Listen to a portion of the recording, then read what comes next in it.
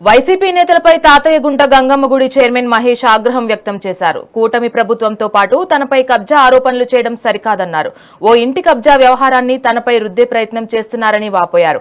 YCP కుట్రను ప్రజలు తెలుసుకోవాలన్నారు. ఈ మేరకు భూమన అభినయ్ రెడ్డిపై తీవ్రస్థాయిలో మండిపడ్డారు. నా పేరు తంగరాజునే.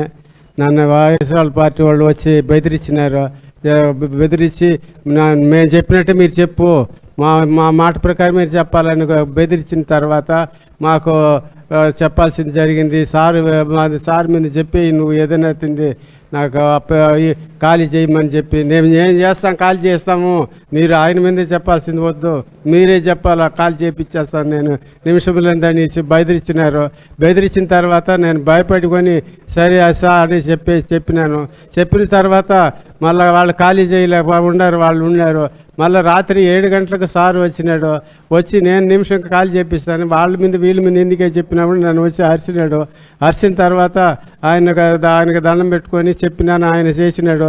ఊరికనే కాలు పట్టుకున్నా ఏళ్ళు పెట్టుకున్నా అని చెప్పు, నువ్వు అట్ట చెప్పు ఇట్ట చెప్పు అని చెప్పినారనేసి అట్ట చెప్పి తెలియకుండా నేను భయపడుకొని చెప్పేసిన తర్వాత సార్ వచ్చినాక ఇది అంతా సారే మేము చూసేది. కేటీ రోడ్ సూరయ్య కట్ట మీద మాకు అందరికీ పెన్షన్ తీసిచ్చేది, అన్నీ తీసేది, ఏం జరిగినా వచ్చి మమ్మల్ని చూసేది, అన్నీ బాగా చూసుకుంటారు సార్. నాకు తెలియకుండా నన్ను బెదిరించినారు, వాళ్ళు కొడతానన్నారు.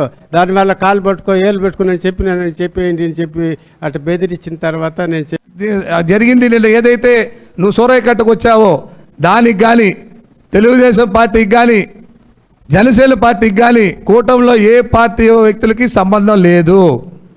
ఇది క్లియర్గా చెప్తున్నాం. ఇంకా కావాలంటే మీరు ఆక్రమించుకునింది, మీ అనుచరులు ఆక్రమించుకునింది అన్నీ ఒక్కొక్కటి కూడా అన్నీ బయటకు వస్తాయి. ఇంకా అన్నీ కూడా మీ ఇంటికే పంపిస్తావు, బాధితులంతా కూడా మీ ఇంటికే పంపిస్తావు. నువ్వే తీర్చాలి అవన్నీ కూడా. చట్టం ఉంది, కోర్టులు ఉన్నాయి, వాళ్ళు పనులు చేస్తారు. నీకెళ్ళయ్యా నీకు అంత అక్కర, నీకు అంత అక్కడ వచ్చేదిలే తిరుపతి జనాల మీద. అసలు నువ్వు ఉండే ఇల్లు మీ నాయనలు అడుగు, ఎవరిదా స్థలం మీ నాయనలు అడుగు, ఎట్లా వచ్చింది మీరు కట్టుకోండి, మీరుండే ఇల్లు మీ నాయనలు అడిగితే చెప్తాడు. నువ్వు నీతులు చెప్తావు. మీరు కొట్టేసిన స్థలంలో ఆక్రమించుకొని కట్టుకునేది మీ నాయన నువ్వయ్యా. దాన్ని వదిలేసి తిరుపతిలో ఏందో నువ్వేందో అందరికి న్యాయం చేసేవాళ్ళ తిరుగుతున్నావు. నువ్వు ఒక్కడల్లా మీ నాయనతో తిరిగేవాళ్ళు నీతో ఉన్నాడా ఈరోజు? ఒక్క నాయకుడల్లా వైఎస్ఆర్ కాంగ్రెస్ పార్టీకి సంబంధించిన నాయకులు ఒకడల్లా నీతో ఉన్నాడు మీ నాయనతో తిరిగేవాడు? అంత పిల్ల బ్యాచ్ని పెట్టుకొని నువ్వు వాళ్ళ దగ్గర గంజా వ్యాపారం చేయిస్తూ, గుట్కా మట్కా వ్యాపారం చేయిస్తూ, నువ్వు అక్రమదారుల్లో వాళ్ళు నడిపిస్తూ, నువ్వు వాళ్ళ నాయకత్వం వహిస్తూ, నువ్వు వాళ్ళ దగ్గర నువ్వు పనికి వాళ్ళు పని చేస్తూ మొన్న పిల్లోడు దొరికిపోయాడు. దానికెళ్ళి తిరుపతికి వచ్చాడండి ఇతను. అతను భాను ప్రకాష్, అతను దొరికిపోయాడు. ఇతను అనుచరుడు.